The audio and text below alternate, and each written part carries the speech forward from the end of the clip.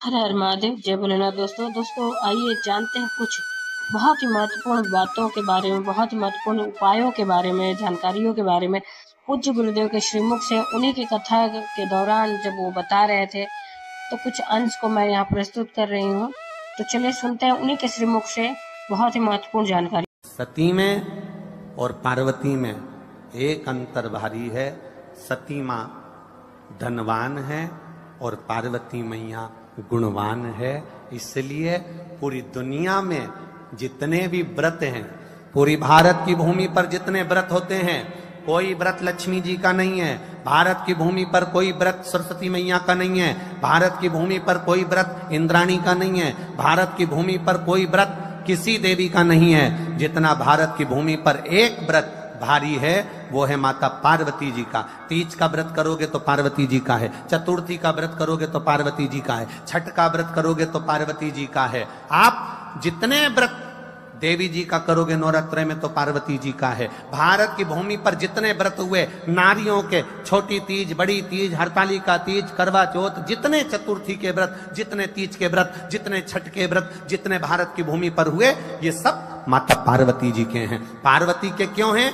क्योंकि धनवान और गुणवान में अंतर है। मां पार्वती गुणवान है, इसलिए माताएं उनके व्रत कर कर अपने अंदर भी वो गुण उत्पन्न करना चाहती हैं कि हम भी ऐसा तप करें, हम भी ऐसी साधना करें। हे माता पार्वती, जैसे आपका अखंड सौभाग्य है, हे मां जगत जननी, हमारा भी मांग में अखंड सौभाग्य रहे। जैसे आपके चूड़े अमर हैं, हे मां हमारे हाथ में भी चूड़े अमर हो। हे मां जैसे आपके भाल की बिंदी अमर है, मां मेरे भाल की बिंदी भी अमर हो।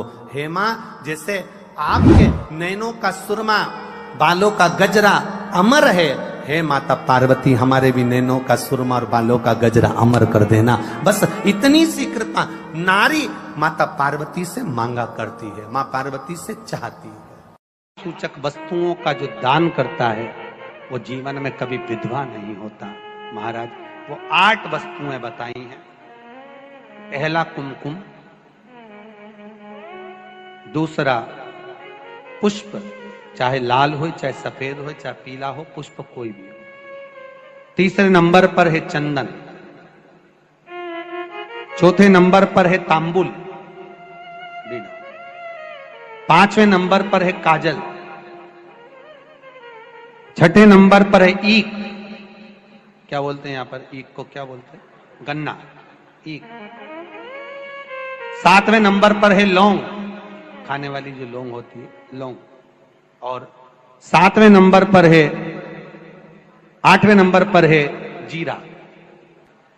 कहते हैं चैत्र महीने की तृतीया तिथि को बिना नमक का भोजन कर कर, सुबह बिना नमक का भोजन करें, एक समय फलाहार करें बिना नमक का, और तुलादान के बराबर एक पलड़े में अपन बैठकर 8 वस्तुएं तुला की रख कर जो दान दे देता है वो नारी कभी विधवा होकर नहीं जाती। 7 जन्म तक अखंड सौभाग्यवती रहती है। अखंड सौभाग्य कार्य करेंगी तो भी सौभाग्य की सामग्री देंगी। सौभाग्य की सामग्री का दान क्यों किया जाता है? सौभाग्य सूचक वस्तुओं का दान क्यों किया जाता है? सौभाग्य की वस्तुएं क्यों प्रदान करी जाती है, क्यों दी जाती है?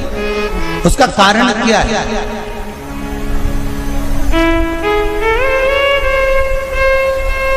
क्यों देते हैं? महाराज भारत की भूमि की सौभाग्यवती माताओं का एक मन की अभिलाषा रहती है। भारत की भूमि की माताओं की एक अभिलाषा रहती है कि जब उसके प्राण छूटे तो अखंड सौभाग्य धारण करके पति के कंधे पर और पुत्र के कंधे पर शमशान पर।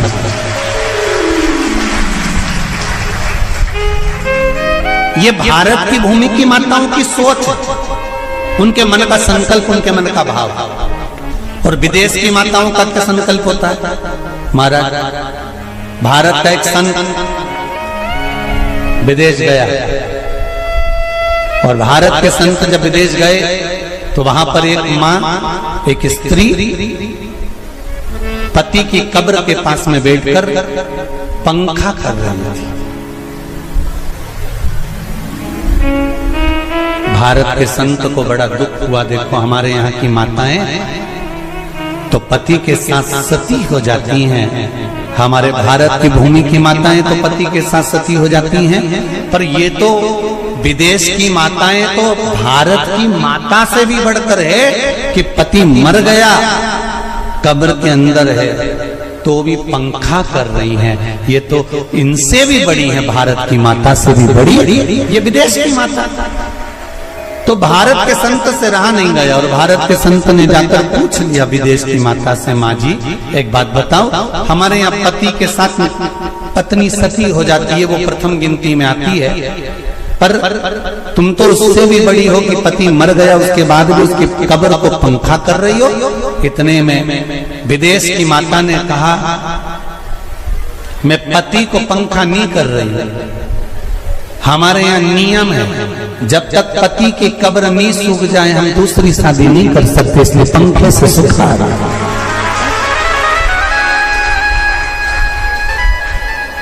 इसलिए पंखे से सुखा रही है। मेरे भारत की माताओं में और विदेश की माताओं में अंतर है साहब। मेरे भारत की माताएं अखंड सौभाग्य की वस्तुएं धारण कर कर अपने आप को गौरवान्वितता महसूस करती हैं और विदेश की माताएं ये सब वस्तुएं उतार कर गौरवान्वितता महसूस करती हैं।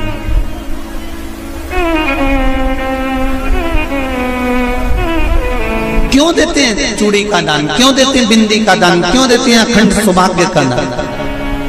किस महाराज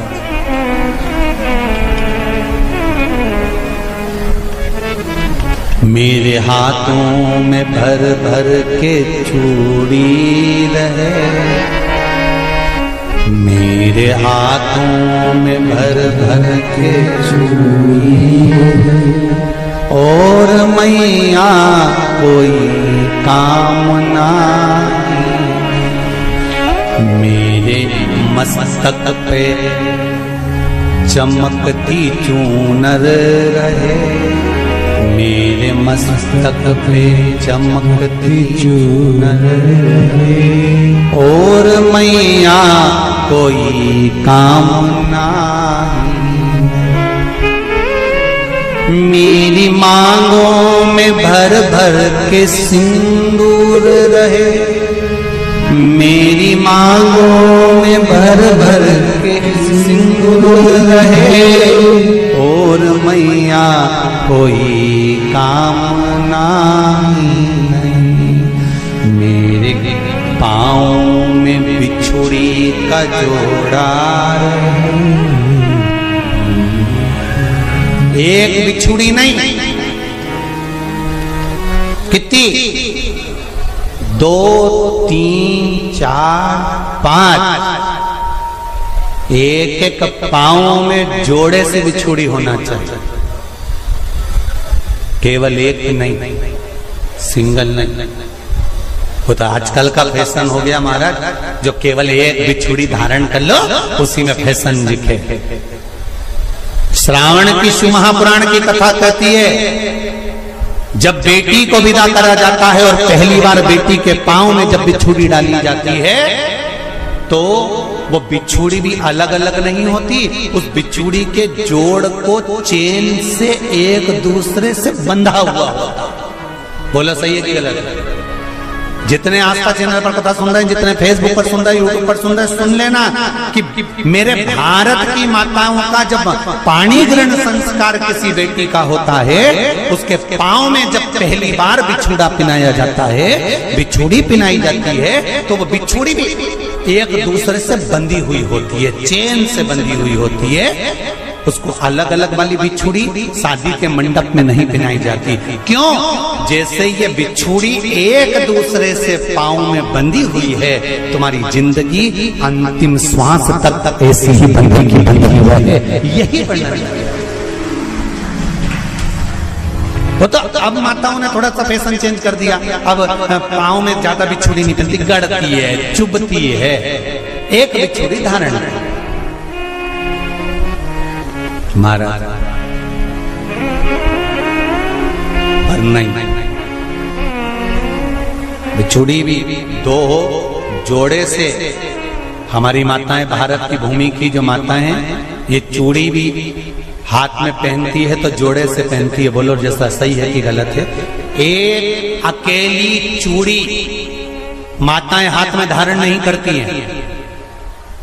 अगर भारत की भूमि की संस्कारित माताएं हैं और भारत की भूमि की सभ्यता और संस्कृति को जानती है तो अकेली चूड़ी नहीं, जोड़े की चूड़ी पहनेगी, 2 चूड़ा डालेगी, 4 डालेगी, 12 डालेगी, पर सिंगल नहीं, अकेले। और सरल भाषा में समझ लो, हमारे यहां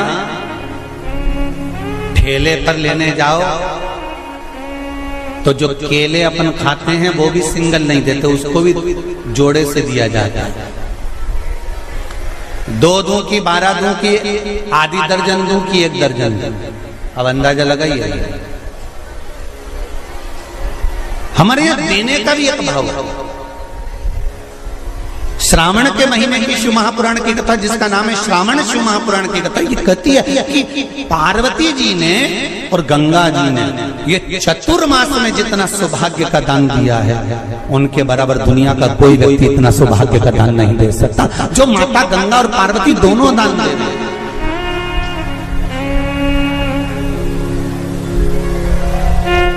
प्रतिदिन दे रहे। और अब तो फैशन आ गया, तुम लोगों को जो सौभाग्य का दान देते हो प्लास्टिक की डलिया में देते हो।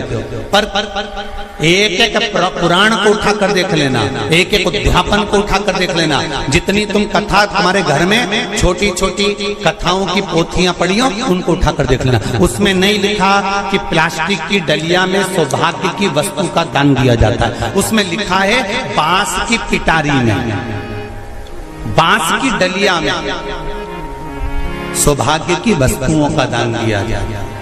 क्यों? क्योंकि बांस वंश की वृद्धि करता है, बांस सौभाग्य की वृद्धि करता है, और बांस अखंड सौभाग्य। जैसे बांस का पौधा बढ़ते चले जाता है, बढ़ते चले जाता है, उसी तरह बांस की डलिया में जब दान दिया जाता है, बांस की टोकनी में जब दान दिया जाता है, तो ये भाव रखा जाता है कि तुम्हारा सौभाग्य ऐसे ही बढ़ता रहे। पर अब थोड़ा सा फैशन चेंज हो गया तो प्लास्टिक की डलिया, पर प्लास्टिक की नहीं। तो उम्मीद करते हैं जानकारी आपको अच्छी और उपयोगी लगी होगी। अगर अच्छी और उपयोगी लगी तो एक लाइक छोटा सा अवश्य करिए। आप पहली बार मेरे चैनल पे आए तो मेरे चैनल को सब्सक्राइब करिए, बेल नोटिफिकेशन अवश्य दबाइए, जिससे आने वाले वीडियो आपको समय से प्राप्त हो सके। दोस्तों कोई भी प्रश्न या सुझाव कमेंट बॉक्स में लिख सकते हैं। फिर मिलते हैं दोस्तों एक नई जानकारी के साथ नए वीडियो में। तब तक के लिए जय भोलेनाथ, हर हर महादेव, श्री शिवाय नमस्तुभ्यम। धन्यवाद दोस्तों।